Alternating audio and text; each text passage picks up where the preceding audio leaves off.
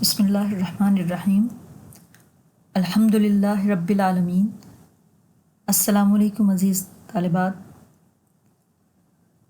ہم ایوب خان اور ان کے ماشاء اللہ کے حوالے سے لیکچر ڈسکس کر رہے ہیں۔ اس سے پہلے ہم نے اپنے پچھلے لیکچرز میں ایوب خان کی حکومت کی ریفارمز یعنی اصلاحات ڈسکس کی تھی۔ آج ہم ایوب خان صاحب کے حوالے سے جو سیاسی نظام یہاں پر قائم کیا گیا تھا اس کو ڈسکس کریں گے۔ یہ بات تو آپ پچھلے لیکچرز میں جان چکے ہیں کہ ملک کا نظام حکومت پارلیمانی نظام حکومت تھا 1947 سے لے کے 1958 تک، اور اس پورے دور میں مختلف وجوہات کی بنا پر حکومتیں بدلتی چلی گئیں اور ملک کا نظام حکومت کمزور ہوتا چلا گیا۔ پے در پے حکومتیں بھی ٹوٹیں، وزارتیں بھی برطرف ہوئیں اور اسمبلیاں بھی ٹوٹیں۔ 1958 میں جو ایوب خان صاحب کا ماشاء اللہ لگا تھا وہ آخری صدر سکندر مرزا صاحب کے اٹھائے گئے سٹیپس کے نتیجے میں تھا۔ صدر سکندر مرزا نے 7 اکتوبر کو ملک فیروز خان نون کی حکومت کو برطرف کر کے اسمبلیاں توڑ دی تھیں، وزارتیں ختم کر دی تھیں اور ملک میں ماشاء اللہ کا نفاذ کیا تھا۔ سکندر مرزا نے اپنے ہنگامی فرمان میں سیاستدانوں کے طرز عمل کے خلاف کچھ اس طرح سے کہا کہ سیاسی جماعتوں کی ذہنیت اتنی پست ہو گئی ہے کہ مجھے اس بات کا کوئی بھروسہ نہیں رہا کہ انتخابات ملک کے موجودہ داخلی انتشار کو سدھار سکتے ہیں یا ان کے ذریعے ایک ایسی مضبوط اور مستحکم حکومت لائی جا سکتی ہے جو ان بے شمار پیچیدہ مسائل کو حل کر سکے جو ہمیں درپیش ہیں۔ آسمان سے نئے لوگ اتر کر نہیں آئیں گے، وہی گروہ جس نے پاکستان کو تباہی کے کنارے پر لا کھڑا کیا ہے انتخاب کو محض اپنے ذاتی اغراض و مقاصد کی تکمیل کے لیے استعمال کرے گا۔ ایوب خان صاحب کا ماشاء اللہ مکمل طور پر 27 اکتوبر کو نافذ ہو گیا تھا۔ اسی بنیاد پر ایوب خان کی حکومت نے جو سیاستدان تھے ان کو سیاست سے نکال دیا مختلف قسم کے آرڈرز کے ذریعے۔ ایک آرڈر پوڈو کہلاتا ہے یعنی پبلک آفیسز ڈسکوالیفیکیشن آرڈر، اور دوسرا ایبڈو یعنی الیکٹیو باڈیز ڈسکوالیفیکیشن آرڈر۔ صدر ایوب خان صاحب نے پھر ماشاء اللہ انتظامیہ کے تحت ایک نئے نظام کو متعارف کروانے کی کوشش کی۔ یہ نیا نظام بنیادی جمہوریتوں کا نظام کہلاتا ہے۔ اس نظام کے حوالے سے ایوب خان اپنی کتاب میں لکھتے ہیں کہ میں نے حکومت کا ایک ایسا طریقہ متعین کرنے کی کوشش کی جو عوام کے مزاج کے موافق ہو اور اسلامی تعلیمات اور تاریخ اسلام سے بھی مطابقت رکھتا ہو۔ میں نے دیہی علاقوں میں ایک ایک گاؤں اور شہروں میں ایک ایک محلے کو لیا۔ یہی وہ سطح ہے جہاں لوگ براہ راست ایک دوسرے سے واقف ہو سکتے ہیں، اور یہی وہ مقام ہے جہاں حقیقی مسائل پائے جاتے ہیں۔ اس سطح پر لوگ یہ جان سکتے ہیں کہ وہ اپنی مدد اور رہبری اور خدمت کے لیے کن کن اشخاص پر بھروسہ کر سکتے ہیں۔ جس نظام حکومت کی جڑیں اس حد تک پہنچتی ہوں وہی بارآور ہو سکتا ہے۔ چنانچہ صدر ایوب صاحب نے اس بنیادی جمہوریت کے نظام کے کچھ اصول وضع کیے۔ بنیادی جمہوریت کے ادارے انتہائی براہ راست طریقے سے اپنے اپنے علاقے سے چنے ہوئے نمائندوں پر مشتمل ہوں۔ ان اداروں کو قلب کی حیثیت حاصل ہو جہاں ترقی اور تمام مقامی مسائل کا گہرا مطالعہ کیا جائے اور ان کا حل تلاش کیا جائے۔ اب قلب سے مراد ہوتی ہے دل، جیسے دل تمام جسم کے تمام معاملات کا انچارج ہوتا ہے، وہاں سے تمام معاملات چلتے ہیں، خون کی روانی خاص طور پر جہاں سے ہوتی ہے پورے جسم کو۔ چنانچہ ان اداروں کو ایوب خان صاحب نے قلب کی حیثیت دی کہ جہاں ترقی اور تمام مقامی مسائل کا گہرا مطالعہ کیا جائے تاکہ یونٹ کے لیول پر وہ ترقی ہو اور پھر وہ بڑھتے بڑھتے پورے ملک کی ترقی ہو۔ نمبر 3، یہ ادارے رفتہ رفتہ سرکاری کارکنوں کو اپنے اندر جذب کر لیں اور عوامی جماعتوں کی حیثیت سے کام شروع کر دیں۔ اس کا مطلب یہ کہ منتخب نمائندے اور سرکاری نمائندے، سرکاری کارکن مل کر ایک کوارڈینیشن کے ساتھ یونٹ لیول کو ترقی دیتے دیتے پورے ملک کو ترقی دیں۔ اور نمبر 4 اصول کہ یہ ادارے معاشرے کو بہترین بنانے کے لیے لوگوں کی اخلاقی اور ذہنی قوتوں کو بیدار کر کے ان میں آگے بڑھنے کا جوش و ولولہ پیدا کریں۔ ایوب خان صاحب نے بنیادی جمہوریتوں کے اس نظام کو قائم کرنے کا جب فیصلہ کر لیا تو پھر اس کو ڈسکس کیا، اور 1 مئی 1959 کو گورنرز کی جو کراچی میں کانفرنس ہوئی تھی وہاں پر حتمی فیصلہ کر لیا گیا کہ بنیادی جمہوریتوں کا نظام نافذ کر دیا جائے گا۔ چنانچہ 26 اکتوبر 1959 کو اس کا باضابطہ حکم جاری کیا گیا۔ اب 26 اکتوبر وہ تاریخ ہے جب ہم کہتے ہیں 27 اکتوبر 1958 کو ایوب خان صاحب نے ماشاء اللہ لگایا، تو اس کا مطلب کہ 1 سال بعد انہوں نے اپنے ماشاء اللہ لگانے کے 1 سال کے بعد ایک طرح سے سالگرہ ہو گئی اس ماشاء اللہ کی، یہ نیا نظام ملک میں متعارف کروایا۔ لوکل سیلف گورنمنٹ کا یہ نیا نظام 1 نومبر 1959 کو پھر متعارف کروا دیا گیا۔ صدارتی آرڈیننس کے تحت مقامی بنیادی حکومت کا جو یہ نظام متعارف کروایا گیا تھا، یہ 4 منزلہ نظام تھا۔ اچھا، ابتدائی جو نظام متعارف یہ کروایا گیا تھا اس کو 5 ٹائر بلڈنگ سسٹم بولتے ہیں، یعنی 5 منزلہ وہ نظام تھا، جس کو بعد میں پھر 1962 کے دستور کے تحت اس کو 4 منزلہ کر دیا گیا تھا۔ 5ویں منزل جو ہے وہ جو نکال دی گئی وہ ابتدا میں شامل تھی، اس میں صدر نامینیٹ کرتا تھا اراکین کو، اور گورنر جو ہے ان اراکین کو، نامینیٹڈ اراکین کو ریکمینڈ کرتے ہوئے پھر اس پوری ایڈوائزری کونسل کی، جس کو پروونشل ڈیولپمنٹ ایڈوائزری کونسل بولتے تھے، ایسٹ اینڈ ویسٹ پاکستان کے دونوں طرف کے الگ الگ، تو ان کو وہ گورنر جو ہے چیئر کرتا تھا، یعنی چیئرمین ان کا وہ ہوتا تھا۔ لیکن بہرحال 1962 کے بعد یہ نظام جو ہے یہ 4 منزلہ نظام کہلاتا ہے۔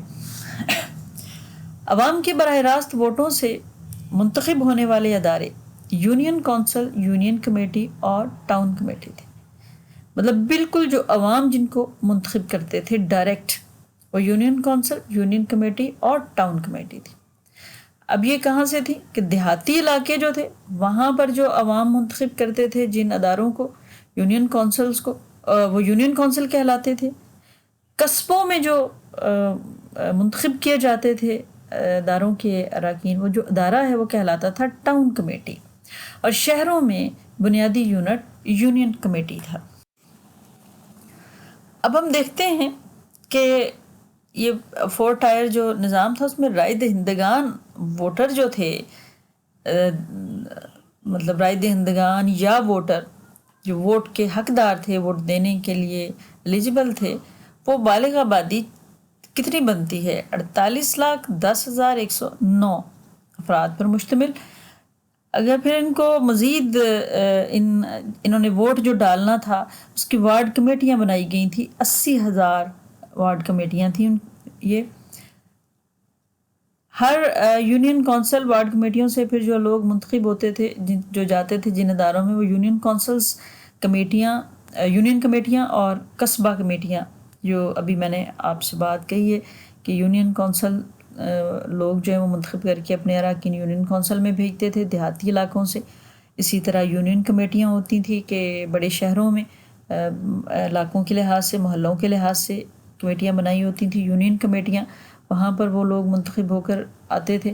اور اسی طرح ٹاؤنز جو بنتے ہیں قصبے جو بنتے ہیں ان کی کمیٹیاں چھوٹے قصبات کی کمیٹیاں یہ مل کر 8,863 تعداد بنتی تھی. اسی طرح ان سے اوپر جو ٹائر ہے جو درجہ ہے وہ تحصیل اور تھانہ کونسلیں تھیں. بلدیہ کمیٹیاں اور کنٹونمنٹ بورڈز تھے ان کی تعداد 754 ہے. پھر اسی طرح ضلع ریجنسی کی تعداد 79 تھی اور آخری ڈویژنل لیول میں جو کونسل بنائی جاتی تھی اس کی تعداد 16 ہے.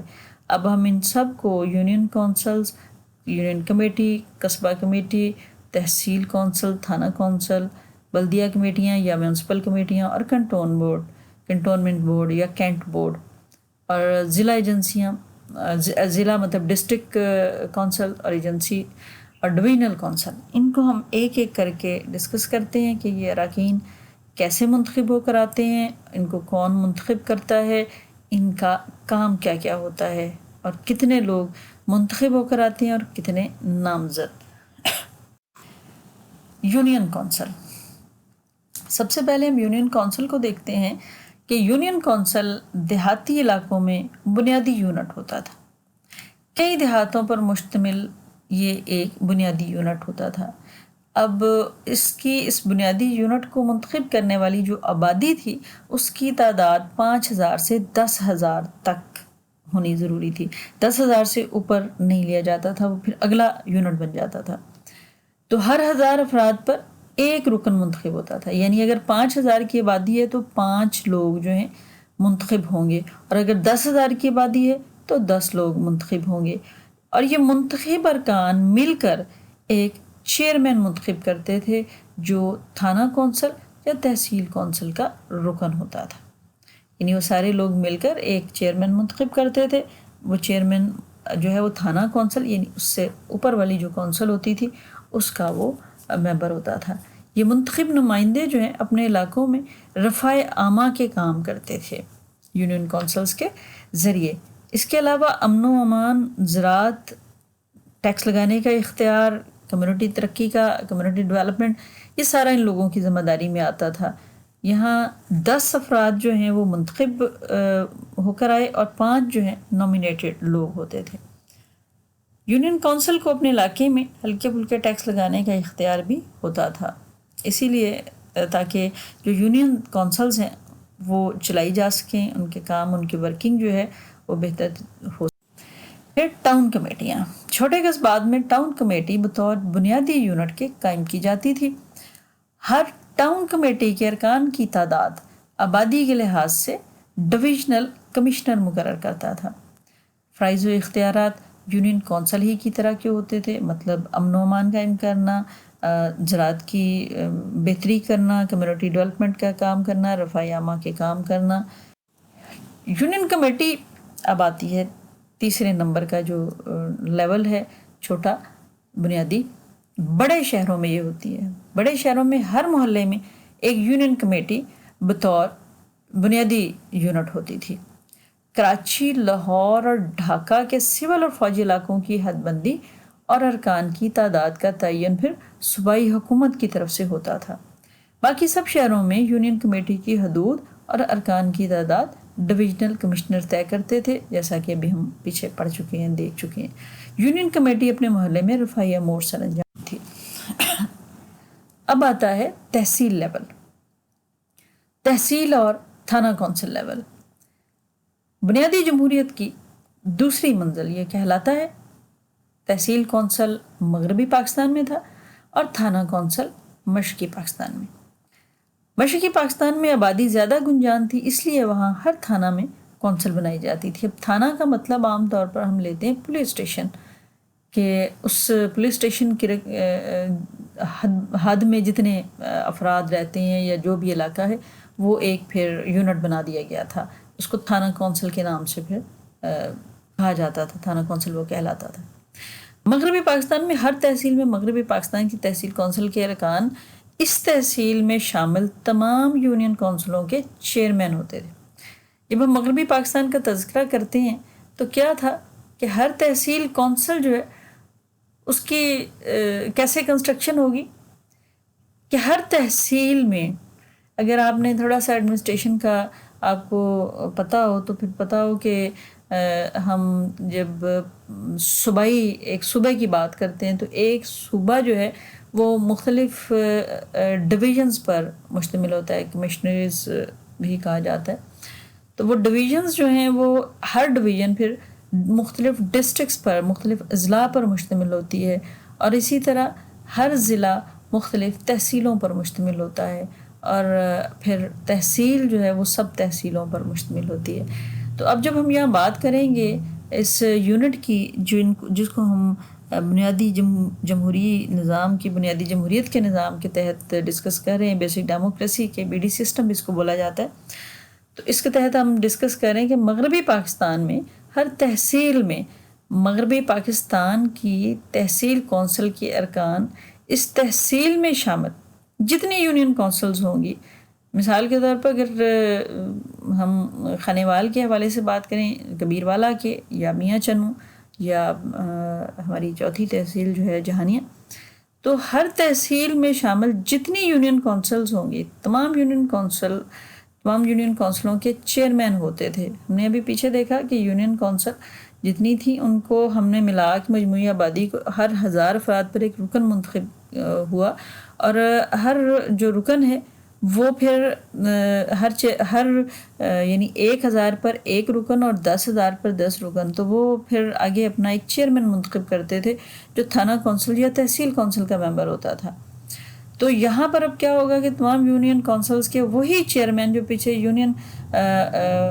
یعنی تھانہ کونسل میں وہی لوگ آگے جو پیچھے یونین کونسلوں کے چیئرمین ہوتے تھے، اور اس کا چیئرمین اب اس والی کونسل کا چیئرمین کون ہوگا؟ SDM یا تحصیلدار.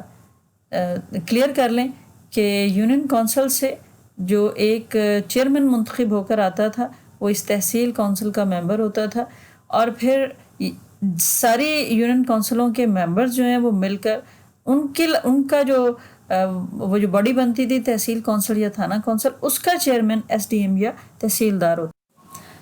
مشرقی پاکستان میں تھانہ کونسل کے اراکین اس تھانہ میں شامل تمام یونین کونسلوں اور قصبات کی ٹاؤن کمیٹیوں کے چیئرمین ہوتے تھے، اور ان سب چیئرمینوں کا ان سب کا جو چیئرمین منتخب ہو کر آئے ہیں اگلی باڈی کے لیے تھانہ کونسل کے لیے، تو اس کا چیئرمین سب ڈویژنل آفیسر ہوتا تھا، اور اگر وہ نہ ہو تو پھر سرکل آفیسر تھا. اب بات آتی ہے دوسری منزل کی، میونسپل کمیٹی اور کنٹونمنٹ باڈی شہری علاقوں کی. پیچھے ہم پڑھ چکے ہیں میونسپل کمیٹی تحصیل تھانہ کونسل کو. یہاں پر بنیادی جمہوریت جو شہری علاقہ تھوڑا سا ہو جاتا تھا تو وہاں پر میونسپل کمیٹی اور کنٹونمنٹ بورڈ آ جاتے تھے. تو یہاں کی دوسری منزل میونسپل کمیٹی ہے اور فوجی علاقوں میں کنٹونمنٹ بورڈ. میونسپل کمیٹی کے سربراہ جو ہیں وہ چیئرمین ہوتے تھے، اور کنٹونمنٹ بورڈ کے جو انچارج ہیں ان کو نائب صدر بولا جاتا تھا، اور ان کا کام بھی اپنے علاقے کے اندر رفاہی امور کو سر انجام دینا، یعنی سوشل ویلفیئر کے کام کرنا، کمیونٹی ڈیولپمنٹ کے لیے اور زراعت کے لیے، امن و امان کی بہتری کے لیے، اور ساتھ ٹیکس لگانے کا اختیار بھی انہیں دیا گیا تھا. تیسرے نمبر پر اب تیسری منزل، یعنی پہلی منزل یونین کونسلز ہو گئیں اور ان کے ساتھ ٹاؤن کمیٹیاں، یونین کمیٹیاں. دوسری منزل ہو گئی تحصیل اور تھانہ کونسل اور میونسپل کمیٹیاں اور کنٹونمنٹ بورڈ. تیسری منزل ہو گئی اب بنیادی جمہوریت کی تیسری منزل ضلع کونسل یا ڈسٹرکٹ کونسل. اس میں ضلع بھر کی یونین کونسلز، یونین کمیٹیوں، ٹاؤن کمیٹیوں کے منتخب چیئرمین شامل ہوتے تھے. اس میں بھی وہ چیئرمین ہی متعلقہ علاقوں کے یونین کونسلز کے وہ اس ڈسٹرکٹ کونسل کا ممبر بنتے ہوتے تھے. ان کے علاوہ میونسپل کمیٹیوں کے چیئرمین اور کنٹونمنٹ بورڈوں کے جو نائب صدر تھے وہ بھی اس کے رکن ہوتے تھے. ایوب خان صاحب نے بنیادی جمہوریتوں کے اس نظام کو قائم کرنے کا جب فیصلہ کر لیا تو پھر اس کو ڈسکس کیا، اور 1 مئی 1959 کو گورنرز کی جو کراچی میں کانفرنس ہوئی تھی وہاں پر حتمی فیصلہ کر لیا گیا کہ بنیادی جمہوریتوں کا نظام نافذ کر دیا جائے گا۔ چنانچہ 26 اکتوبر 1959 کو اس کا باضابطہ حکم جاری کیا گیا۔ اب 26 اکتوبر وہ تاریخ ہے جب ہم کہتے ہیں 27 اکتوبر 1958 کو ایوب۔ اب بنیادی جمہوریت کے نظام کی آخری منزل یعنی چوتھی منزل ڈویژنل کونسل، اس کا چیئرمین ڈویژنل کونسل کا ڈویژنل کمشنر ہوتا تھا۔ اس کے ارکان میں سرکاری ارکان بھی شامل ہوتے تھے اور منتخب ارکان بھی۔ ڈویژنل کونسل میں منتخب ارکان کہاں سے آتے تھے؟ یہ منتخب ارکان ڈسٹرکٹ کونسلوں کے منتخب ارکان میں سے لیے جاتے تھے۔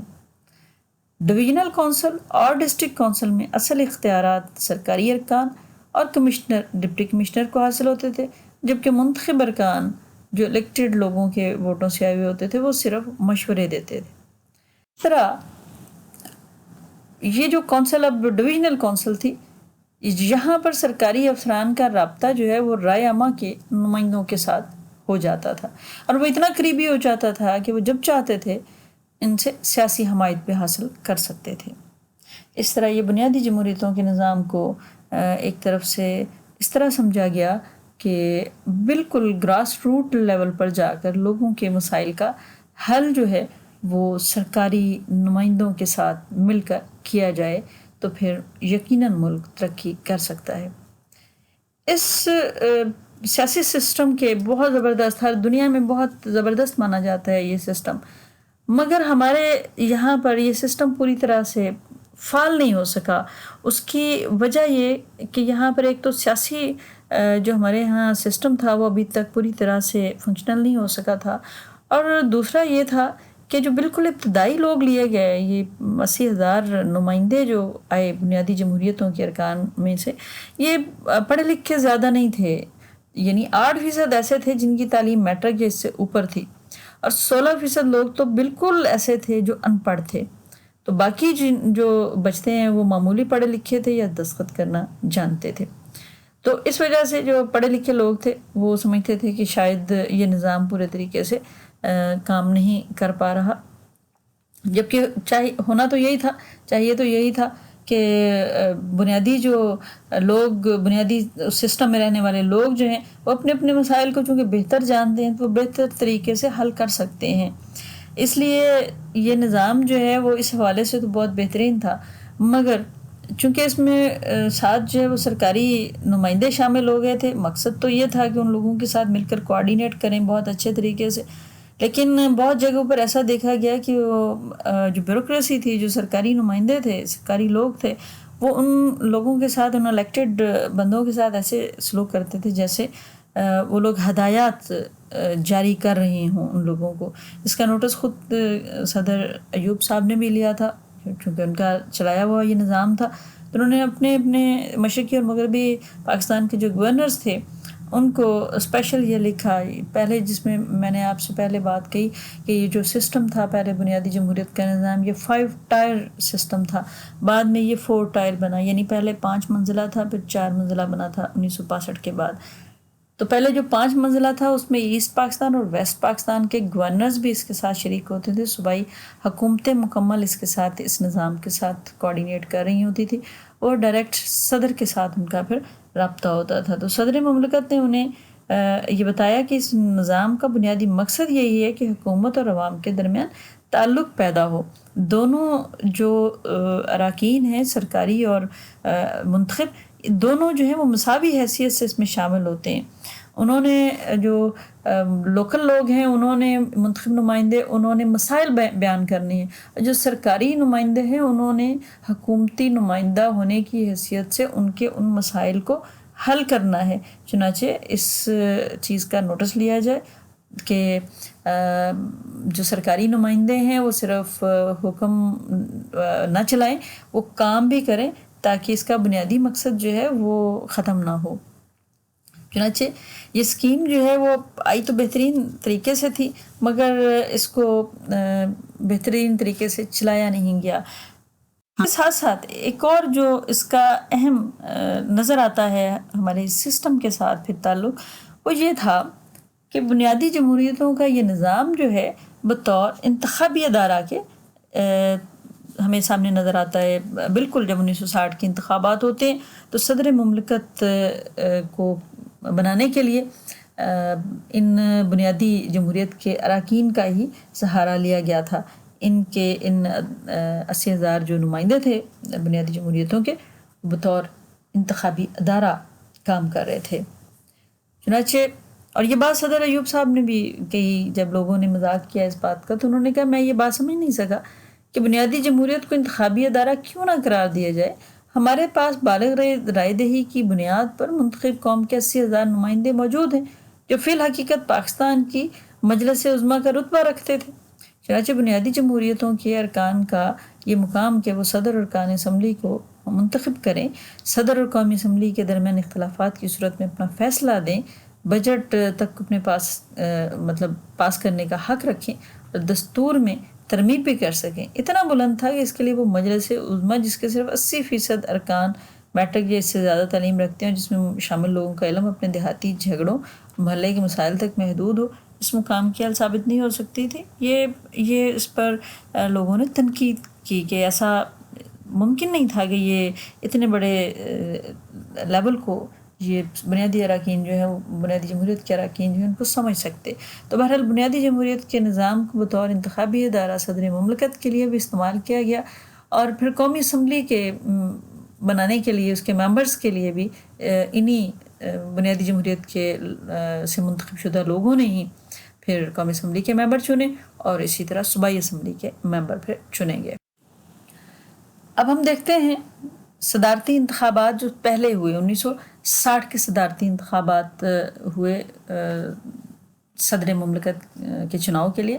تو 15 فروری 1965 کو صدارتی انتخاب ہوا جس میں صرف ایک ہی صدارتی امیدوار تھے، محمد ایوب خان. ان کے مقابلے پر کوئی امیدوار نہیں تھا. جو ارکان بنیادی جمہوریت تھے انہیں سوال نامہ دیا گیا تھا، صدر کے چناؤ کے لیے سوال نامہ دیا گیا تھا کہ آپ نے اس سوال کا جواب ہاں یا نہ میں دینا ہے. اور وہ سوال کیا تھا کہ کیا آپ کو صدر فیلڈ مارشل ایوب خان حلال پاکستان حلال جرت پر اعتماد ہے. اب اس کا جواب دینا تھا ہاں میں یا نہ میں. اگر ہاں میں زیادہ ووٹ ہوتے تو صدر منتخب ہونا تھا، اگر نہ میں ہوتے مطلب اعتماد ہے یا نہیں. تو ایسے ہوا کہ 95.6% ارکان بنیادی جمہوریت نے ہاں میں جواب دیا اور ایوب خان صدر منتخب.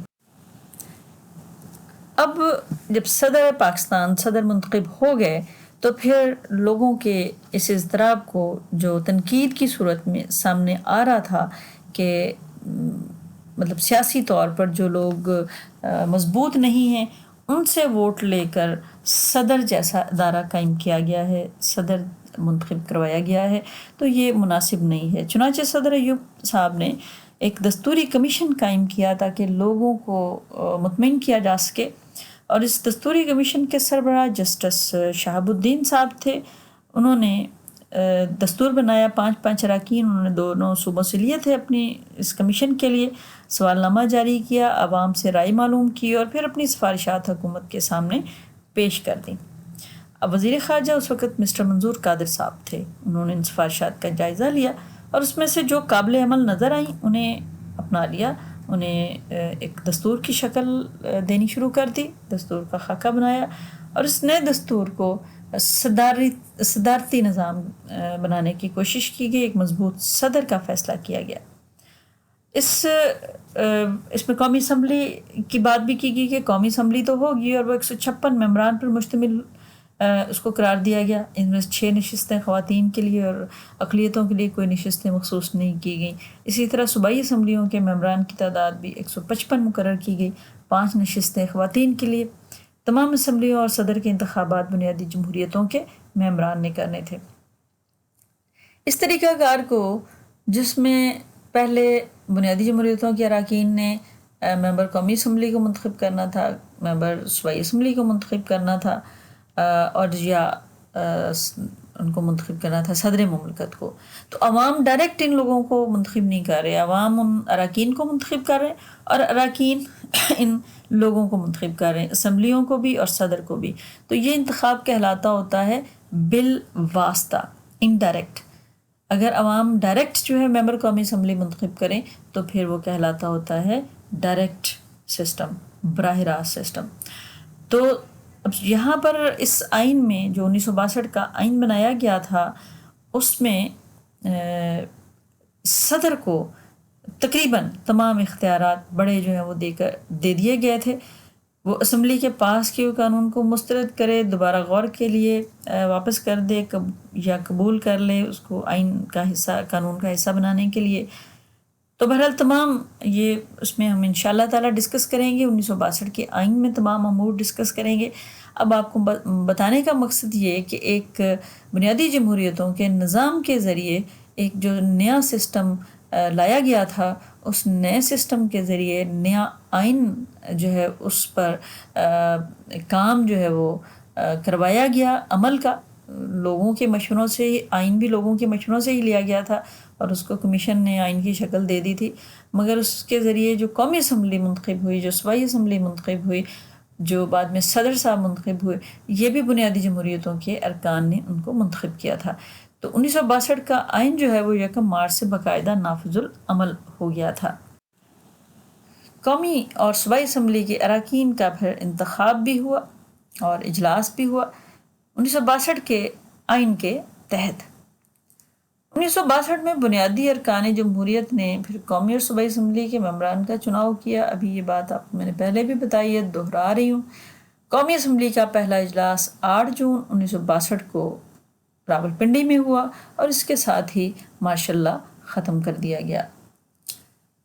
چونکہ ماشاء اللہ 1958 سے ابھی تک ختم نہیں کیا گیا تھا، صدر مملکت بے شک صدر 1960 میں منتخب ہو گئے تھے، مگر ماشاء اللہ ابھی ختم نہیں کیا گیا تھا۔ 1962 کا آئین بنا کر اسمبلیاں قائم کی گئیں اور پھر ان اسمبلیوں نے 8 جون 1962 کو جو اجلاس ان کا ہوا اس میں ماشاء اللہ ختم ہو گیا۔ نہ صرف ماشاء اللہ ختم ہوا بلکہ سیاسی جماعتوں پر سے پابندی بھی اٹھا لی گئی اور ماشاء اللہ کے جو ریگولیشن جاری کیے گئے تھے، نافذ کیے گئے تھے، وہ بھی واپس لے لیے گئے۔ اب 1962 کے اس آئین کے بعد پھر تقاضا شروع ہو گیا صدر کے انتخاب کا۔ چنانچہ صدر مملکت کا انتخاب جو ہے وہ عمل میں لایا گیا۔ 2 جنوری 1965 کو بنیادی جمہوریتوں کے ارکان نے صدر کا انتخاب کرنا تھا۔ اس انتخاب میں اب ہوا کیا، محترمہ فاطمہ جناح کو، جو حزب اختلاف تھے، جو اپوزیشن پارٹیز تھیں، ان سب نے مل کر اپنا امیدوار بنا دیا، اور ایوب خان صاحب صدر مملکت تھے اس وقت، وہ بھی صدارتی امیدوار تھے۔ تو اس طرح محترمہ فاطمہ جناح اور ایوب خان صاحب کے درمیان جو ہے یہ کمپٹیشن پریزیڈنشیل الیکشن کا یہ اب ہونا تھا 1965 جنوری میں۔ تو محترمہ فاطمہ جناح کو تمام حزب مخالف کی جماعتوں نے، جنہوں نے اپنا نمائندہ امیدوار بنایا تھا، ان کو کہتے ہیں، ان کے اس اتحاد کو کہتے ہیں کمبائنڈ اپوزیشن پارٹیز، یعنی COP، کمبائنڈ اپوزیشن پارٹیز۔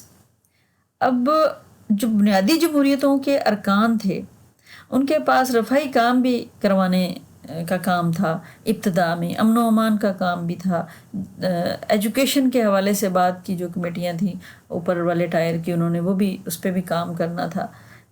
تو پہلے جو ہے وہ 1960 میں انہوں نے صدر کو منتخب کر لیا، ابھی نئے نئے وہ بنے تھے تو نیا نیا کا سارا کام تھا، اس لیے کسی نے ان سے نہیں پوچھا۔